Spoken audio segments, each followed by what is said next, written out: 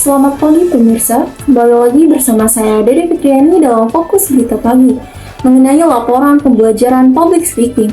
Senin pada tanggal 9 Maret telah dilakukannya presentasi secara individu dan kelompok di kelas BKI 6D, yang dimana presentasi individu tersebut dipilih secara acak oleh Pak Adi yang terdiri dari 3 orang, yaitu presentasi pertama dimulai oleh Zekiatun Nufus yang membahas mengenai banjir di Bojonegara. Lalu yang kedua oleh Siti Syafiqoh Diana yang membahas mengenai jihad seorang perempuan, dan yang terakhir oleh Fatma Sari yang membahas mengenai Gen Z serta tantangannya di era sekarang.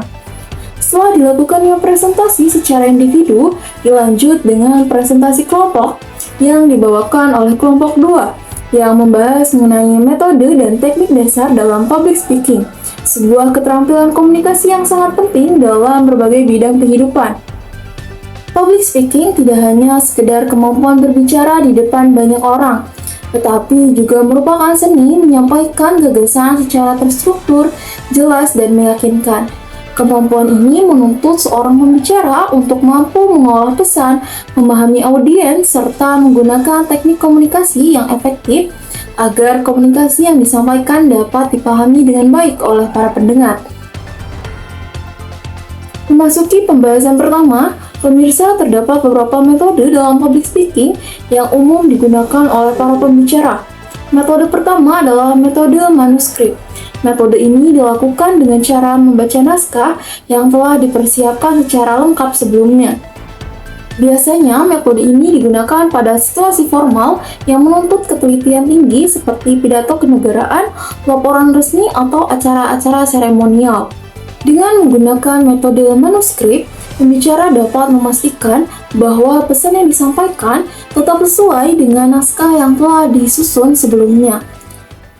Metode kedua adalah metode hafalan atau memoriter. Dalam metode ini, pembicara menghafalkan isi pidato yang telah disusun sebelumnya tanpa membawa naskah saat berbicara. Metode ini memungkinkan penyampaian materi terlihat lebih natural dibandingkan membaca teks secara langsung.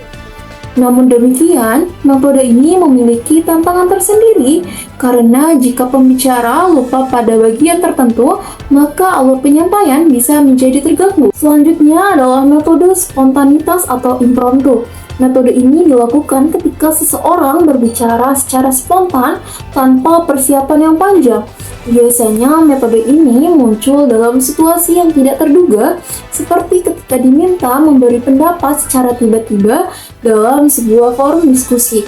Meskipun terlihat menantang, metode ini justru dapat membuat penyampaian terasa lebih hidup, terutama jika pembicara mampu melakukan improvisasi yang baik selama berbicara. Metode yang terakhir adalah metode extempore.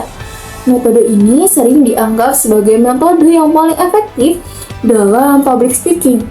Dalam metode ini, pembicara tidak membaca naskah secara lengkap, tetapi hanya menyiapkan poin-poin utama sebagai panduan. Dengan cara ini, pembicara dapat berbicara secara lebih bebas, tetap terstruktur, dan tetap menguasai arah pembahasan. Pemirsa, selain memahami metode penyampaian, seorang pembicara juga perlu menguasai teknik dasar dalam public speaking. Salah satu teknik yang sangat penting adalah teknik ice breaking. Teknik ini digunakan pada awal penyampaian untuk mencairkan suasana serta menarik perhatian audiens. Ice breaking dapat berupa pertanyaan ringan, cerita singkat, humor, ataupun fakta yang menarik yang berkaitan dengan topik pembahasan. Teknik berikutnya adalah teknik vokal dalam penyampaian. Dalam hal ini, seorang pembicara perlu memperhatikan beberapa aspek penting seperti pernafasan yang baik, volume suara yang cukup jelas, serta ekspresi vokal yang mampu menggambarkan emosi dari pesan yang akan disampaikan. Pengaturan suara yang baik dapat membuat audiens lebih mudah mengikuti alur pembicaraan. Tidak kalah penting, seorang pembicara juga perlu memperhatikan beberapa strategi dalam komunikasi dalam public speaking. Salah satunya adalah mengenali audiens. Dengan memahami latar belakang, kebutuhan, serta karakteristik audiens, seorang pembicara dapat menyesuaikan gaya penyampaian agar lebih menarik. Selain itu, pembicara juga harus mampu mengelola waktu dengan baik. Waktu yang terbatas menuntut pembicara untuk menyampaikan materi secara ringkas, padat, dan tetap jelas. Oleh karena itu, menyusun poin-poin utama sebelum berbicara menjadi langkah sangat penting. Pembukaan yang menarik juga menjadi kunci keberhasilan dalam public speaking. Kalimat pembuka yang berkesan mampu menarik perhatian audiens sejak awal, sehingga mereka lebih tertarik untuk mengikuti keseluruhan pembahasan. Interaksi dengan audiens juga merupakan bagian penting dalam komunikasi publik. Dengan melibatkan audiens melalui pertanyaan, diskusi singkat, atau respon terhadap pendapat mereka, suasana komunikasi akan terasa lebih hidup dan tidak monoton. Selain itu, pembicara juga harus memiliki kepercayaan diri yang kuat. Kepercayaan diri tidak hanya terlihat dari cara berbicara, tapi juga dari bahasa tubuh, ekspresi wajah, serta menjaga kontak mata dengan audiens. Pemirsa, salah satu tantangan yang sering dialami oleh banyak orang ketika berbicara di depan umum adalah rasa gugup. Hal ini merupakan sesuatu yang wajar dan dialami oleh hampir semua pembicara, bahkan oleh mereka yang sudah berpengalaman. Untuk mengatasi rasa gugup tersebut, ada beberapa langkah yang dapat dilakukan. Pertama adalah menggali faktor-faktor yang dapat menghambat rasa percaya diri tersebut. Kedua, melakukan latihan secara rutin sebelum tampil berbicara di depan umum. Ketiga, mengatur pernapasan dengan baik agar tubuh tetap tenang dan fokus. Dengan latihan yang konsisten serta pemahaman terhadap teknik public speaking yang tepat, rasa gugup secara perlahan dapat dikendalikan dan bahkan diubah menjadi energi positif saat berbicara. Pemirsa, kemampuan public speaking pada akhirnya bukan hanya tentang bagaimana seseorang berbicara, tetapi juga bagaimana ia mampu menyampaikan ide, mempengaruhi audiens, serta membangun komunikasi yang efektif dengan orang lain.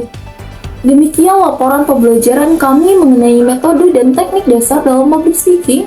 Semoga informasi ini dapat memberikan wawasan baru serta menjadi motivasi bagi kita semua untuk terus mengembangkan kemampuan berbicara di depan umum. Saya Dede Fitriani pamit undur diri. Terima kasih atas perhatian Anda dan sampai jumpa pada laporan pembelajaran berikutnya.